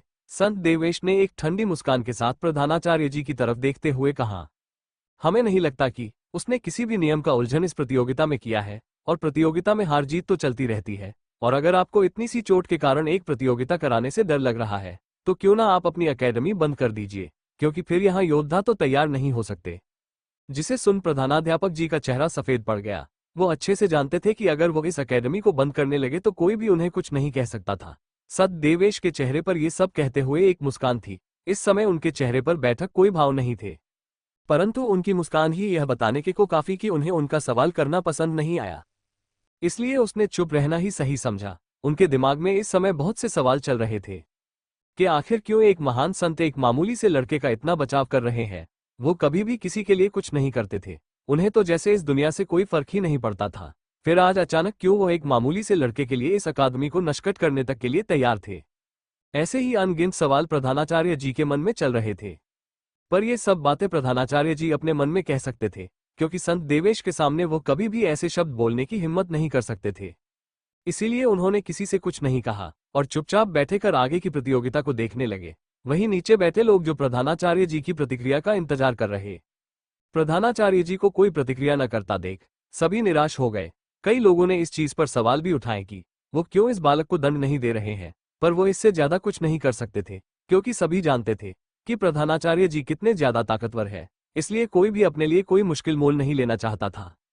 वाहे गुरु धना आचार्य जी भी इस बात से काफी हैरान थे कि आखिर प्रधानाचार्य जी ने माही को कोई दंड क्यों नहीं दिया। आज वो इस बात के लिए काफी परेशान थे कि कोई माही को अकेला पाकर उसे परेशान ना करे, क्योंकि यहाँ बहुत से लोग थे जो माही को पसंद नहीं करते थे। इसलिए आज वो इस प्रतियोगिता के लिए पूरी तरह तैयार होकर यहाँ आए थे कि अगर आज उन्हें प्रधानाचार्य जी से भी माही के लिए लड़ना पड़े तो वो जरूर लड़ेंगे, पर उसका इस लड़ाई में साथ नहीं छोड़ेंगे। पर सारी बातों को शांति से सुलझता देख उनके चेहरे पर एक राहत भरी मुस्कान आ गई, जिसके साथ उन्होंने माही की तरफ देखा, जो पता नहीं किन की ख्यालों में खोई हुई प्रथम कक्ष की तरफ देख रही थी। वही माही भी मामले को इतनी आसानी से सुलझता देख बहुत हैरान थी, क्योंकि वो जानती थी कि रूपाली और उसके सभी दोस्त उच्च तबके से ताल्लुक रखते हैं। इसलिए वो लोग माही को इतनी आसानी से तो जाने नहीं देंगे, जिसके लिए माही भी पूरी तरह तैयार थी, जिसके लिए उसने काफी सारी तैयारी कर रखी थी। पर आसपास कोई प्रतिक्रिया ना होता देख उसे कुछ अजीब लगा, इसलिए वो ध्यान से प्रथम कक्ष की तरफ देखने लगी, जहां वही एम्बर आंखें उसे फिर एक बार दिखाई दी। पता नहीं क्यों, पर माही को इन आंखों से कोई भी नेगेटिव फीलिंग नहीं आती थी। ये कुछ ऐसा था जैसे वह आंखें उसे इस दुनिया की हर नेगेटिव चीजों से दूर रख सकती है। उन आंखों में देखते ही माही का दिल अचानक ही शांत हो गया। यही एहसास उसे समय हुआ था जब उसने पहली बार इन आंखों को देखा था। अब माही यह जानने के लिए काफी उत्सुक हो रही थी कि आखिर यह व्यक्ति है कौन जो उसकी इतनी सहायता कर रहा है, क्योंकि माही देखकर ही बता सकती थी कि प्रधानाचार्य जी उसे सजा देना चाहते थे। परंतु जबान उन्होंने अपने साथ बैठे शख्स की तरफ देखा तो वो अचानक ही शांत हो गए और कुछ ना बोल सके, जिससे माही को इतना तो पता चल गया कि यह जो कोई भी व्यक्ति है बहुत ही शक्तिशाली है, जिससे रहस्यमय अकादमी के इतने शक्तिशाली प्रधानाध्यापक भी डर रहे थे। अब आगे क्या होगा जानने के लिए सुनते रहिए रिबॉर्न ऑफ मिस्टीरियस क्वीन सिर्फ हमारे यूट्यूब चैनल पर। एपिसोड 47 अब आगे। अब माही की आंखों में उस अनजान शख्स को देखने की इच्छा साफ नजर आ रही थी। वही शायद ऊपर बैठा वो शख्स माही के मन की इच्छा को समझ गया था, जिससे उसकी आंखों में चमक आ गई। उसने अपनी आंखों से अपने साइड खड़े सेवक को कुछ इशारा किया, जिसे समझ वो तुरंत गायब हो गया। धीरे धीरे सभी प्रतियोगिता खत्म होने लगी। माही का मामला अब थोड़ा शांत हो गया था, जिससे कुछ लोगों के चेहरे काले पड़े हुए थे, पर अभी उनके हाथों में कुछ नहीं था, इसलिए सभी शांत बैठे थे। इस प्रतियोगिता में बहुत से लोगों ने बहुत ही अच्छा कार्य किया था। इसमें रूपाली और उसका भाई भी शामिल थे। उन दोनों ने भी आज की प्रतियोगिता जीतकर अपनी जगह टॉप 50 में बना ली थी, जिसकी खुशी उनके चेहरों पर साफ झलक रही थी। वही उनके आसपास के लोग ने तो अभी से ही उन्हें विजेता घोषित कर दिया था और उनकी जीत के लिए उन्हें बधाई देने लगे। ओवर कॉन्फिडेंस लोग उनकी चापलूसी में लगे हुए थे, जिसे सुन उनके चेहरे पर प्रतियोगिता से पहले ही जीत का घमंड साफ नजर आ रहा था। उन्होंने मुस्कुराते हुए लोगों की बधाइयों को स्वीकार किया। बेशक वो बाहर से दिख रहे हो कि उन्हें इस चीज से कोई फर्क नहीं पड़ता, परंतु अंदर ही अंदर उन्हें इस जीत की बहुत खुशी थी। वो खुशी खुशी अपने पिता राजा चंद्रसेन के पास चले गए, जिन्होंने उन्हें देखते ही उन्हें अपने सीने से लगा लिया और उनकी पहली जीत की बधाइयां देने लगे। वहीं आसपास के लोगों ने भी राजा के चापलूसी करते हुए रूपाली और यश को बधाइयां दी। ये सिलसिला कुछ देर की तरह चलता रहा, जिसके बाद आप सभी वापस अकादमी में जाने के लिए तैयार थे। इसलिए वह सभी प्रधानाध्यापक जी का आदेश मिलने का इंतजार करने लगे, जो आज की प्रतियोगिता को समाप्त करने की घोषणा करने वाले थे, क्योंकि कोई भी व्यक्ति प्रधानाध्यापक जी के आदेश के बिना नहीं जा सकता था। तभी ऊपर से प्रधानाध्यापक जी का एक सेवक नीचे की तरफ आया और सीधा माही के पास आकर रुका। उसने माही की तरफ देखते हुए उससे कुछ कहा। वही उसे सेवक को देखकर माही के आसपास बैठे लोगों के कान तुरंत खड़े हो गए। वो सभी यह जानने के लिए काफी उत्तेजित हो रहे थे कि आखिर क्यों प्रधानाचार्य जी का मुख्य सेवक अचानक इस घमर बालक के पास आया है। इसीलिए सभी ने अपनी आंखें और कान दोनों ही माही की तरफ घुमा दिए। वही उस सेवक ने माही को प्रधानाध्यापक जी का आदेश सुनाते हुए उसे अपने साथ चलने के लिए कहा, जिसे सुन आसपास के लोगों में खुसुर पुसुर होना शुरू हो गई। वहां बैठे एक व्यक्ति जिसने उस सेवक की बातें सुनी थी, उसने अपने पास बैठे व्यक्ति से कहा, मुझे लगता है प्रधानाचार्य जी जरूर इस लड़के को दंड देने के लिए अपने कक्ष में बुला रहे हैं। हाँ, मुझे भी यही लगता है। वो जरूर बहुत क्रोध में होंगे। हाँ, तुमने देखा नहीं वह सेवक कितनी जल्दबाजी में यहाँ आया था। मुझे तो उसे देखकर लग रहा है कि प्रधानाचार्य जी जरूर बहुत क्रोधित होंगे। हाँ, तुम सही कह रहे हो। तुम तो जानते ही हो यहाँ पर समुद्र राज्य के राजा भी आए हुए हैं, इसलिए वो शायद उनके सम्मान को ठेस पहुंचाने के लिए इस घमंडी लड़के को सजा देना चाहते हो। हाँ, मुझे भी कुछ ऐसा ही लगता है। वैसे भी मैंने सुना है इस छोटे लड़के ने समुद्र राज्य एक खास परिवार के लड़के को मारा है। हाँ, वह राजा चंद्रसेन के राज दरबार एक मुख्य अधिकारी का बेटा है। मुझे लगता है इसलिए ही प्रधानाचार्य जी बहुत अधिक क्रोधित होंगे। वहीं धीरे धीरे ये सभी बातें पूरे मैदान में किसी आग तरह फैलने लगी, जिसे सुन सभी लोग अपनी हास्यास्पद नजरों से माही की तरफ देखने लगे। सभी को यही लग रहा था कि आज माही का इस अकादमी में आखिरी दिन होने वाला है, क्योंकि सभी ने सुना था कि प्रधानाचार्य जी किसी अपराधी को बहुत ही कठिन दंड देते हैं, जिसे सोचकर ही कुछ लोगों की आंखें चमक उठी। यही तो वह चाहते थे कि इस घमंडी लड़के को एक अच्छा सबक मिले और इसे रहस्यमय अकादमी से धक्के मारकर बाहर निकाल दिया जाए, जिसे सोचकर ही कुछ लोगों चेहरे खिले हुए गुलाब की तरह खिल उठे। वही जब ये खबर गुरु धना आचार्य जी के कानों तक पहुंची तो शायद थोड़ी देर हो चुकी थी। आसपास की सारी बातें सुन उनके चेहरे पर परेशानी की लकीरें आ गई। उन्होंने आसपास माही को ढूंढने की कोशिश की, पर शायद वो उस सेवक के साथ प्रधानाध्यापक जी के कार्यालय की तरफ जा चुकी थी, जिसे देखकर वो और परेशान होने लगे। वो माही को इस तरह अकेले उनसे सामना करने के लिए नहीं छोड़ सकते थे, इसलिए वो तुरंत प्रधानाचार्य जी के कार्यालय की तरफ बढ़ गए। उन्होंने आज ठान लिया था कि अगर प्रधानाचार्य जी माही को किसी भी प्रकार का दंड देने वाले हैं तो वो उन्हें तुरंत ही सारी सच्चाई बता देंगे। वो अब इस तरह माही को किसी मुसीबत में नहीं देख सकते थे, इसलिए वो जल्दी से प्रधानाध्यापक जी के कार्यालय की तरफ बढ़ने लगे। तभी किसी ने आगे आकर उनका रास्ता रोक लिया, जिसे देख गुरु धना आचार्य जी की भौहें आपस में सिकुड़ गई। उनके चेहरे पर इस समय झुंझलाहट साफ नजर आ रही थी। उन्होंने थोड़े गुस्से और चिचिड़ाहट से अपने सामने खड़े व्यक्ति से कहा, रमाकांत, मुझे लगता है तुम्हारे पास बहुत ही व्यर्थ समय है, जो तुम अब मेरा समय भी यहाँ व्यर्थ करने आ गए हो। पर मैं तुम्हें बता दूं, आज मेरे पास तुम्हारे साथ बातें करने के लिए बिल्कुल भी व्यर्थ समय नहीं है। जिसे सुन सामने खड़े उप प्रधान अध्यापक जी अपने चेहरे पर एक घमंड भरी मुस्कान लेकर अपने सामने खड़े धनाचार्य जी की तरफ देखते हुए कहते हैं, किसने कहा मेरे पास ज्यादा व्यर्थ समय है? मैं तो तुम्हें यहाँ तुम्हारे नए शिष्य के अकादमी से निकलने का शोक जताने आया हूँ। मुझे ये सुनकर बहुत ही बुरा लग रहा है कि तुम्हारा एक और शिष्य तुम्हें छोड़कर जाने वाला है। जिसे सुन गुरु धनाचार्य जी ने उसकी बातों पर ज्यादा ध्यान न देते हुए उनसे आगे कहा, मैं तुमसे तुम्हारी फिक्र नहीं मांगी, तो मेरे रास्ते से हटो। मेरे पास तुम्हारी बकवास सुनने का समय नहीं है।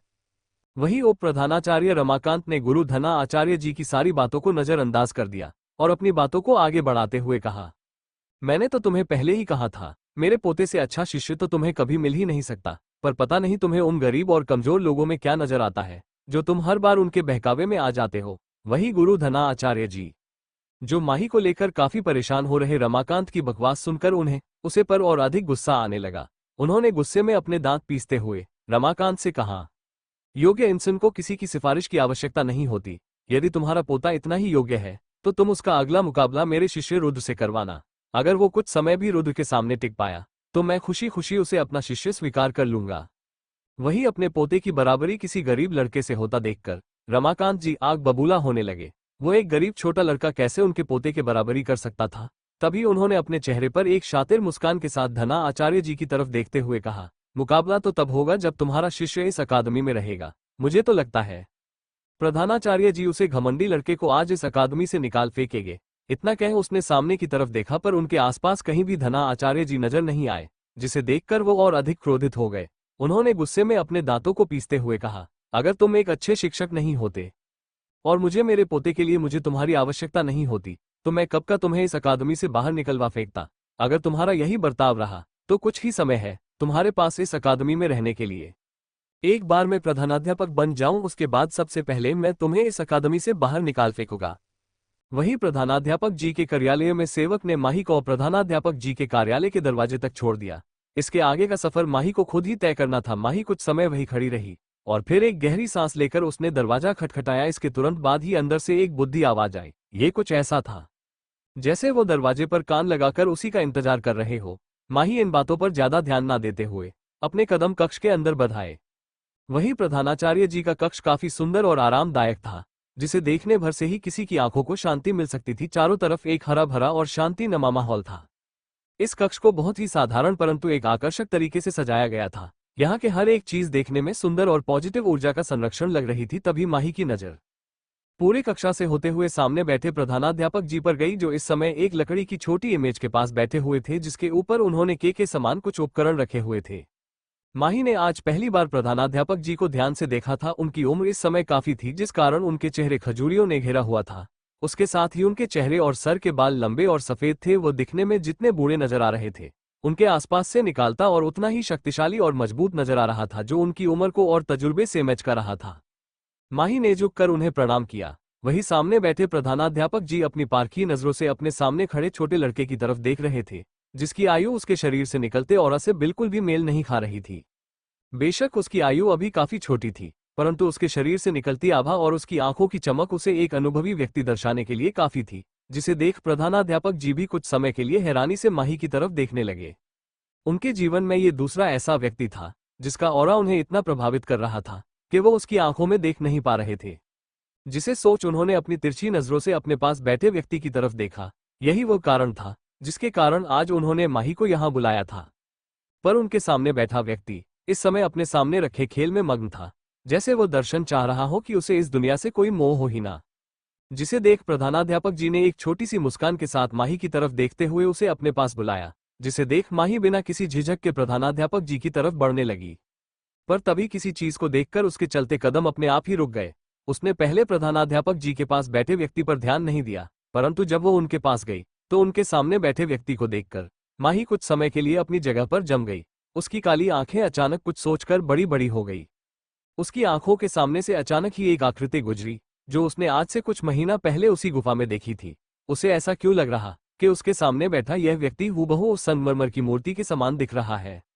क्या जो उसने उसे समय उसे गुफा में देखा था, क्या वो सच में कोई मूर्ति थी या वो कोई जीवित मनुष्य था? नहीं, माही ने बहुत ध्यान से उस मूर्ति की जांच की थी। अचानक ही उसे अपने किए हुए बर्ताव जो उसने उस समय संगमरमर की मूर्ति के साथ किए थे, सब एक के बाद एक उसकी आंखों के सामने आने, जिन्हें सोचकर ही अब माही को थोड़े घुटन महसूस होने लगी थी। उसने कभी अपने सपनों में भी नहीं सोचा था कि वो मूर्ति कोई मनुष्य भी हो सकती है। अगर ऐसा हुआ तो वो बहुत बड़ी समस्या में पड़ने वाली थी। उसने पता नहीं उसे दिन उसे मूर्ति के सामने की थी, परंतु उसने जल्द ही अपने मन को समझाया कि वो सिर्फ एक मूर्ति थी। हो सकता है किसी ने उस मूर्ति को इसी व्यक्ति की नकल करके बनाया हो। यही सब बातें माही अपने दिल को समझने लगी, जो इस समय दुगनी रफ्तार में धड़क रहा था। माही बहुत समय तक अपने मन को समझती रही कि उसके सामने बैठा यह व्यक्ति वो नहीं हो सकता। तभी किसी की आवाज से माही का ध्यान टूटा। यह आवाज किसी शांत नदी की भांति किसी के मन को शांत और ठंडक पहुंचाने वाली थी। माही ने उसे आवाज की दिशा में देखा, जहां उसकी आंखें उन्हीं एम्बर आंखों से जा मिली, जिन्होंने जाने अनजाने में ही माही के मन में चल रहे हजारों सवालों को एक साथ शांत कर दिया। कुछ समय के लिए वो दोनों आंखें एक दूसरे को गहराई से देखते रही। इस समय पूरे कक्ष में शांति भरा माहौल था। पर शायद वो दो आंखें एक दूसरे से बहुत सी बातें कर रही थी। अब आगे क्या होगा जानने के लिए सुनते रहिए रीबॉर्न ऑफ मिस्टीरियस क्वीन सिर्फ हमारे यूट्यूब चैनल पर। एपिसोड 48। अब आगे माही को समझ नहीं आ रहा था कि वो अब क्या करे। उसकी आंखों के सामने बार बार वही संगमरमर की मूर्ति की परछाई आ रही थी, जिससे अनजाने में ही सही पर आज पहली बार माही को एक अजीब सा डर लगने लगा था।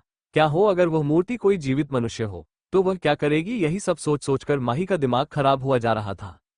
वही माही को इस तरह अपने ख्यालों में खोया देखकर सामने बैठे संत देवेश की वो भौहें आपस में सिकुड़ गई। उन्होंने अपनी आंखें छोटी पर माही की तरफ देखा, जो अपने ही ख्याल की दुनिया में खोई हुई थी, जिसे देख पता नहीं क्यों पर उन्हें अच्छा नहीं लग रहा कि उसके सामने होते हुए भी माही किसी और ही ख्यालों में खोई हुई थी। यही सब सोचकर अचानक उन्होंने माही को उसके ख्यालों से बाहर निकालते हुए माही से सवाल किया, क्या तुम्हारा नाम रूद है? जिसे सुन माही अपने ख्यालों की दुनिया से बाहर आए। उसने बेख्याली में उस आवाज की दिशा में देखा जहां से उसका नाम लिया गया था। तभी उसकी काली आंखें किसी की एम्बर आंखों से जो टकराए, जिसे देख माही फिर एक बार उन एम्बर आंखों की गहरा में खोने लगी। ये कुछ ऐसा था जैसे वह आंखें उसे हर बार अपनी तरफ सम्मोहित कर अपने आप को देखने के लिए मजबूर कर देती है, जिसे देख माही ने हड़बड़ाते हुए तुरंत अपनी नजरें सामने से हटा ली और प्रधानाध्यापक जी की तरफ बढ़ गई। वही एक बार फिर माही को अपने आप से नजर फेरता संत देवेश की आंखें गहरी हो गई। क्या वह उसे भूल चुकी थी? नहीं, ऐसा तो नहीं हो सकता। वो इतनी आसानी से उसे कैसे भूल सकती है? वही माही ने अब एक बार भी दूसरी दिशा की तरफ नहीं देखा और सीधा प्रधानाध्यापक जी की तरफ जाकर उनके समक्ष बैठ गई, जिसे देख प्रधानाध्यापक जी ने मुस्कुराते हुए अपने एक सेवक को अपने हाथों से कुछ आदेश दिया, जिसे समझ उसने जल्दी से आगे आकर एक चाय का प्याला माही के लिए भर दिया। कुछ समय यूं ही शांति फैली रही। किसी को समझ ही नहीं आया रहा था कि वो क्या कहे। वही माही जो पहले से ही अपने सामने बैठे इंसान से थोड़ी परेशान थी, क्योंकि माही उसकी नजरों को अपने ऊपर महसूस कर सकती थी। अब उसे यहां से जल्द निकलना था, इसलिए उसने प्रधानाध्यापक जी से खुद ही सवाल किया, मुख्य गुरु, आपने मुझे किसी कार्य से यहाँ बुलाया है? माही ने बहुत ही शांति और सरलता से यह सवाल किया था, जिसे सुन प्रधानाध्यापक जी थोड़ी देर के लिए चुप हो गए। वो अब उसे क्या ही बताते कि उसे बुलाने वाले वह नहीं बल्कि उनके सामने बैठे शख्स थे, पर अब उन्हें देखकर ऐसा लग रहा था जैसे कि उनका इस मामले से कोई लेना देना ही ना हो। वो तो चुपचाप अपनी चाय का आनंद लेते शांति से अपना खेल खेल रहे थे, जिसे देख प्रधानाध्यापक जी ने अपना गला साफ करते हुए माही से स्वयं सवाल करना ही सही समझा। हमने तुम्हारे बारे में तुम्हारे गुरु धना आचार्य जी से बहुत सी प्रशंसा सुनी है, और आज हमने आपको युद्ध मैदान में अपना कौशल दिखाते हुए भी देख लिया। हमें भी ये देखकर काफी हैरानी हुई कि आप इतनी छोटी उम्र में अपनी शक्तियों के इतने उच्च स्तर पर है। अब हमें आपके गुरु कही गई हर एक बात पर विश्वास हो गया है कि आप बहुत ही काबिल शिष्य हैं। अब हम दिल से चाहते हैं कि आप ये प्रतियोगिता जीतकर रहस्यमय अकादमी का नाम रोशन करें, क्योंकि इसके बाद आपका मुकाबला प्रथम अकादमी से हो सकता है।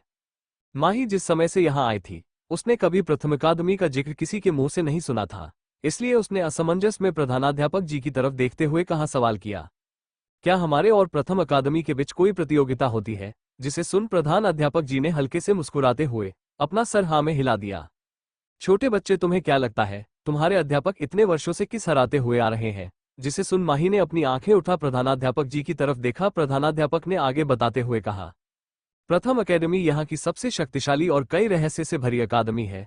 बेशक सभी हमारे अकादमी को एक रहस्यमय और ताकतवर अकादमी समझते हो, परंतु प्रथम अकादमी के सामने हमारी ताकत है अभी भी बहुत कमजोर है। ये प्रतियोगिता जो हम अपनी अकादमी में करवाते हैं, इसका असली उद्देश्य यही होता है, एक अच्छे योद्धा को चुना जाए, जो वर्ष में एक बार होने वाली प्रतियोगिता जिसमें तीनों अकादमी शामिल होती है उसी के लिए तैयार हो सके, ताकि हम एक अच्छे योद्धा को चुनकर उसे आगे की प्रतियोगिता में भेज सके।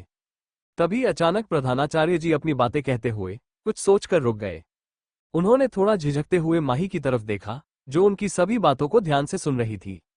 उन्होंने माही से कहा, रुद्र, तुम कुछ समय हमारी यही प्रतीक्षा करो, हमें कुछ कार्य याद आ गया है, हम अभी वो करके कुछ समय में वापस आते हैं। इतना कह प्रधानाध्यापक जी अपने दोनों सेवकों के साथ कक्ष से बाहर चले गए। वही माही जो उनकी बातों को बहुत ही दिलचस्पी के साथ सुन रही, अचानक उनके ऐसे जाने से उसे कुछ समझ नहीं आया कि आखिर ऐसा भी क्या कार्य आ गया कि वो अपनी बातों को बीच में छोड़कर ही तुरंत वहां से चल गए। वही प्रधानाध्यापक जी ने कक्ष से बाहर जाते हुए एक नजर पीछे मुड़कर सामने बैठे दोनों व्यक्तियों पर डाली। असल में वो वहां से नहीं जाना चाहते थे, पर जिस समय वो माही से बातें कर रहे थे तभी उनकी नजरें संत देवेश से जा मिले। उन्होंने ही प्रधानाध्यापक को उन्हें अकेले छोड़ने का आदेश दिया था, जिसे समझा वह भी तुरंत से बाहर जाने लगे। उन्हें नहीं पता था कि आखिर संत देवेश का रुद्र के साथ क्या रिश्ता, जिसे ये जानना चाहते थे, परंतु उन्हें पता था जब तक संत देवेश नहीं चाहेंगे कोई भी व्यक्ति उनके बारे में कुछ पता नहीं लगा सकता। इसी सोच में गम वो कुछ ही समय में वहां से निकल गए। वही एक बार फिर उस बड़े से कार्यालय में शांति का माहौल बन गया। माही चुपचाप अपना सर झुकाए उसी स्थान पर बैठी रही, क्योंकि प्रधानाध्यापक जी ने से उससे कहा था कि वो कुछ समय में वापस आ जाएंगे, इसलिए मैं उनका कुछ समय इंतजार करें। इस समय कक्ष में सिर्फ 2 लोग ही बचे थे, जिनमें से कोई भी पहले बात करने की शुरुआत नहीं करना चाहता था। कुछ समय के शांति भरे माहौल के बाद माही के बाद अचानक माही के कानों में कुछ ऐसे शब्द गए, जिससे माही जो अपनी चाय पी रही थी वो अचानक की सारी उसके मुंह से बाहर आ गई। माही ने खंसते हुए सामने की तरफ देखा, जहां संत देवेश ने जल्दी से आगे बढ़ उसके सर को सलाया। क्या तुम देखकर कोई चीज नहीं कर सकती? वही उस व्यक्ति का स्पर्श अपने सर पर प्रकार माही की पूरे शरीर में एक कट दौड़ गया, जिसे महसूस कर माही तुरंत पीछे की तरफ हटने लगी। पर तभी संत देवेश ने उसका हाथ पकड़कर माही को अपने पास खींचा। चुपचाप यहां बैठी रहो। संत देवेश की दिल को छू लेने वाली आवाज ने माही को अपने स्थान पर ही रोक दिया। पता नहीं क्यों, परंतु आज माही किसी के सामने इतनी कमजोर पड़ गई थी कि उसके मुंह से एक शब्द भी नहीं निकला। माही बेचारी तो सद्गुरु में ही चली गई थी। उसके कानों में तो अभी भी वही शब्द गूंज रहे थे, अगर तुम कोई जीवित मनुष्य होते तो मैं तुम्हारे पवित्रता को किसी ने नष्ट पहुंचने के लिए तुमसे विवाह कर लेती। यही शब्द बार बार माही के कानों में किसी घंटे की तरह एक ही धुन में बजे जा रहे थे। यही तो वो शब्द थे जो माही ने कुछ महीनों पहले उस गुफा में उस मूर्ति के आगे कहे थे। यही सब सोचते हुए माही एकटक अपने सामने बैठे व्यक्ति की तरफ देखने लगी, जो इस समय उसके बेहद करीब था। इसका ध्यान इस समय माही के हाथों पर था, जिस कारण माही उसे और ध्यान से देखने लगी। उसकी घनी काली पलकों ने इस समय उसकी सुंदर एम्बर आंखों को छुपा लिया था। उसकी स्क्रीन किसी सफेद बर्फ के समान गोरी थी, परंतु पत्थर के समान कठोर जो माही को उसके स्पर्श से महसूस हो रही थी। उसके सामने बैठा व्यक्ति एक मजबूत और आकर्षक शरीर का मालिक था, जो किसी को भी अपनी एक नज़र में अपना दीवाना बना सकता था। माही बस एकटक अपने सामने बैठे व्यक्ति को देख रही थी, जो एक रेशम के कपड़े से उसके हाथों पर गिरी चाय को साफ कर रहा। ये कुछ ऐसा था जैसे वो कोई कांच की गुड़िया हो जिसे वो मजबूती से पकड़ने से डरता हो कि कहीं वो गिरकर टूट न जाए। वही सत देवेश जो माही के अपने आप को इस तरह नजरअंदाज करने और अपना उसका सारा ध्यान प्रधानाचार्य जी पर होने के कारण जलन महसूस करने लगे थे। इस बात का उन्हें स्वयं आभास नहीं था, इसी कारण उन्होंने माही से यह शब्द कहे थे ताकि वह पर भी ध्यान दे सके।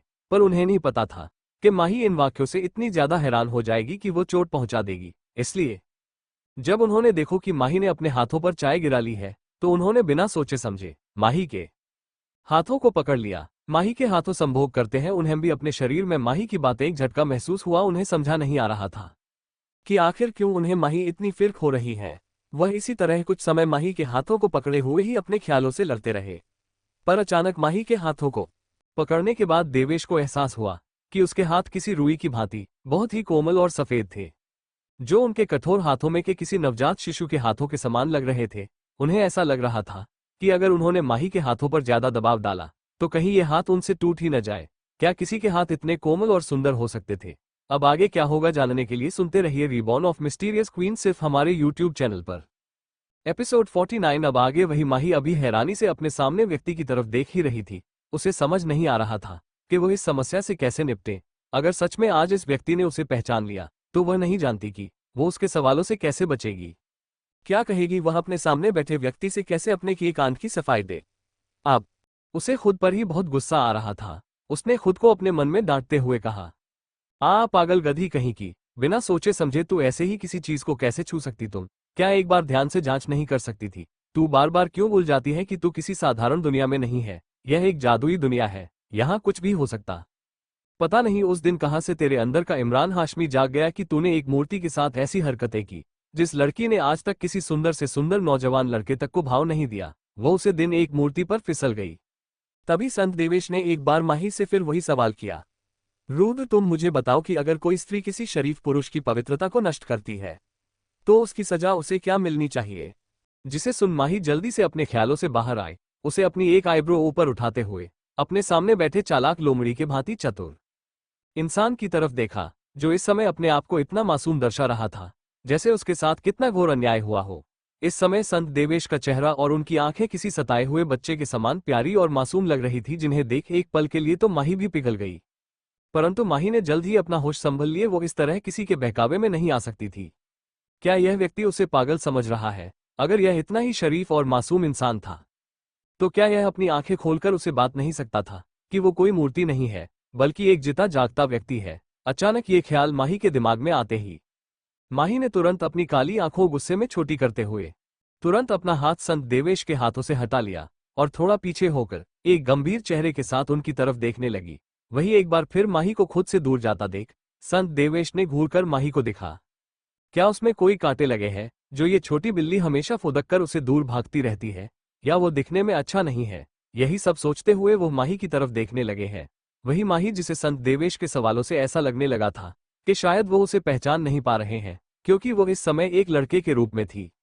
इसलिए उसने एक गहरी सांस लेते हुए अपने आप को संभालते हुए एक गंभीर चेहरे के साथ संत देवेश की आंखों से बचते हुए कहा, आपके बच्चों से इस तरह के सवाल नहीं पूछना चाहिए, और वैसे भी मेरी अभी कोई प्रेमिका नहीं है और ना ही किसी स्त्री ने मेरी पवित्रता को खराब किया है, इसलिए मुझे इन सब के बारे में कुछ नहीं पता। जिसे सुन संत देवेश के चेहरे पर एक छोटी सी मुस्कान आ गई। ये छोटी बिल्ली उसके सामने अभी भी अपनी सच्चाई नहीं बता रही थी। तभी एक तेज आवाज के साथ प्रधानाध्यापक जी के कक्ष का दरवाजा खुला, जिसे देख उन दोनों ने दरवाजे की तरफ देखा तो सामने हैरान परेशान चेहरा लिए गुरु धना आचार्य जी खड़े हुए थे। इस समय उनका पूरा चेहरा पसीने में भीगा हुआ था। उनकी सांस भी नॉर्मल से अधिक तेजी से चल रही थी। उन्होंने अपने दोनों हाथों को अपने घुटनों पर रखा हुआ था, जिसके साथ वह अपनी आई बेकाबू सांसों को नियंत्रित करने की कोशिश में लगे हुए थे। उन्हें देखकर ऐसा लग रहा था कि वो बहुत ही जल्दबाजी में यहाँ आए हैं। वहीं गुरु धना आचार्य जी की ऐसी हालत देख माही जल्दी से अपने स्थान से खड़ी हुई और उनकी तरफ बढ़ते हुए उसने सवाल किया, गुरुदेव आप यहाँ क्या कर रहे हैं और आपकी ऐसी दशा क्या हुआ, कुछ परेशानी है? वही गुरु धना आचार्य जी जो माही को लेकर इतने परेशान थे कि उन्होंने अपने हालात पर गौर ही नहीं किया। वो बस किसी भी हालत में जल्द से जल्द प्रधानाध्यापक जी के कार्यालय तक पहुंचना चाहते थे।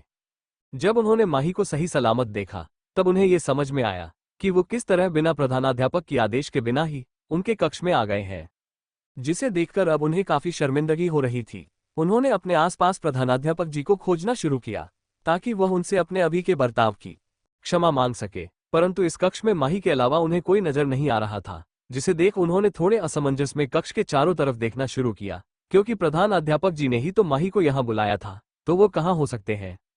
तभी उनकी नजर थोड़ी दूरी पर बैठे व्यक्ति पर गई, जहां एक सुंदर नौजवान लड़का बैठा हुआ था, जिसे देखते ही गुरु धना आचार्य जी की आंखें बड़ी बड़ी हो गई।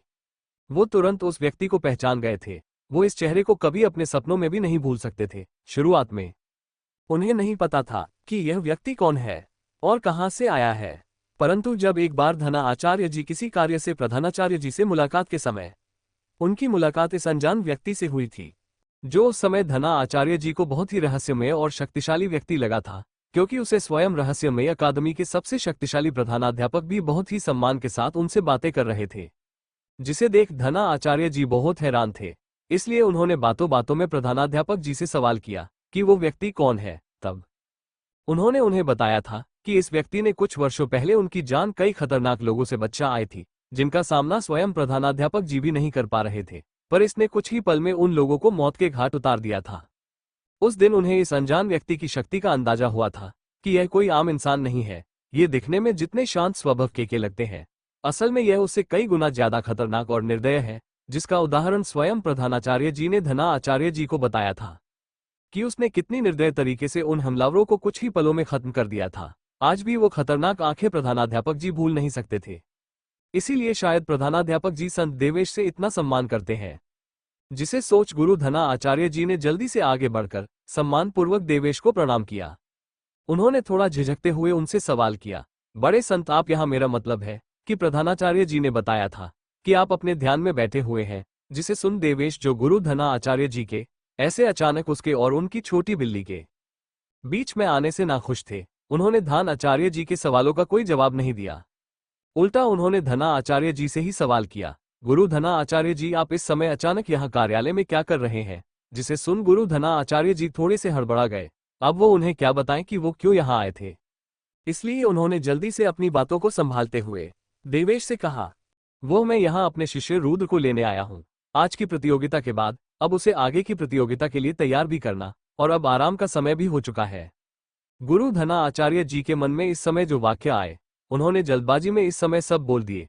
जिसे सुन देवेश ने मुस्कुराते हुए अपनी आंखों के कोनों से माही की तरफ देखा, जो उन्हें की तरफ देख रही थी, पर इस समय उसके चेहरे बिल्कुल शांत और भावहीन बना हुआ था। वो पहले की तरह ना तो घबरा हुई थी और ना ही डरी लग रही थी, जिसे देख देवेश के चेहरे की मुस्कान और गहरी हो गई। उसने मुस्कुराते हुए धनाचार्य जी की तरफ देखते हुए कहा, आचार्य जी, अगर आपको बुरा ना लगे तो मैं कुछ समय के लिए आपके शिष्य को अपने पास रखना चाहता हूँ। जिसे सुन धनाचार्य जी ने हैरानी से संत देवेश की तरफ देखा, जिसे देख संत देव ने अपनी बातों को आगे बढ़ते हुए कहा, आपका शिष्य बहुत ही काबिल और होनहार बच्चा है। इसीलिए मैं इसे अपनी कुछ तकनीकें सिखाना चाहता हूँ, जिसके लिए आप कुछ समय के लिए अपने शिष्य रुद्र को मुझे दे सकते हैं। वही गुरु धना आचार्य जी कोशिश ये सवाल कम और आदेश ज्यादा लग रहा था। जैसे वो पहले ही माही को अपने साथ रखने के लिए तैयार है, इसके लिए उन्हें किसी की आवश्यकता नहीं थी। वही गुरु धराचार्य जी जानते थे कि उनके माने या मानने से बड़े संत को कोई फर्क नहीं पड़ने वाला है, इसलिए ना चाहते हुए भी वो इस चीज के लिए मान गए। अब आगे क्या होगा जानने के लिए सुनते रहिए रिबॉर्न ऑफ मिस्टीरियस क्वीन सिर्फ हमारे यूट्यूब चैनल पर। एपिसोड 50। अब आगे। प्रधानाध्यापक जी के कार्यालय में गुरु धना आचार्य जी और संत देवेश की सारी बातें सुन माही हैरानी से उन दोनों की तरफ देखने लगी। क्या इन लोगों को एक बार उससे नहीं पूछना चाहिए? क्या उसका हक नहीं बनता कि वो स्वयं अपना अध्यापक चुन सके? जिसे सोच माही ने आगे बढ़कर तुरंत कुछ कहने के लिए अपना मुंह खोला। तभी संत देवेश अचानक अपने स्थान से खड़े हुए और माही को अपने पास खींचकर वहां से तुरंत टेलीपोर्ट हो गए। शायद वो जान गए थे कि माही जरूर कुछ कहने वाली है। जिसे देख गुरु धना आचार्य जी की आंखें हैरानी से बड़ी बड़ी हो गई। अभी उन्होंने क्या देखा? क्या वो सत्य है या उनका कोई भ्रम? आखिर बड़े संत देवेश और माही के बीच चल क्या रहा है? अचानक उनका माही को उनसे मांगना, और अब संत देवेश को माही को इतने हक से अपने साथ ले जाता देख गुरु धना आचार्य जी तो बस उन्हें देखते ही रहेगा। इस समय वो थगे से अपने स्थान पर खड़े रहकर उस दिशा की तरफ देख रहे थे जहां से कुछ समय पहले माही और संत देवेश टेलीपोर्ट हुए थे। तभी किसी ने पीछे से गुरु धना आचार्य जी के कंधों पर हाथ रखा, जिसे महसूस कर गुरु धना आचार्य जी वापस अपने होश में लौट आए। वो उस हाथ के मालिक को देखने के लिए पीछे की तरफ मुड़े। वहीं उनके पीछे प्रधानाचार्य जी खड़े थे, जिन्हें देख गुरु धना आचार्य जी ने जल्दी से आगे बढ़ उन्हें प्रणाम किया। वहीं दूसरी तरफ अचानक ही दो परछाइयां एक बड़े से कक्ष में टेलीपोर्ट हुई, जिससे उस शांत कक्ष में अचानक ही जान आ गई। सामने खड़ी ये दो परछाइयां और कोई नहीं संत देवेश और माही थे। इस समय संत देवेश के दोनों हाथ माही की कमर के चारों तरफ लिपटे हुए थे, जिस कारण वो दोनों बहुत करीब खड़े हुए थे।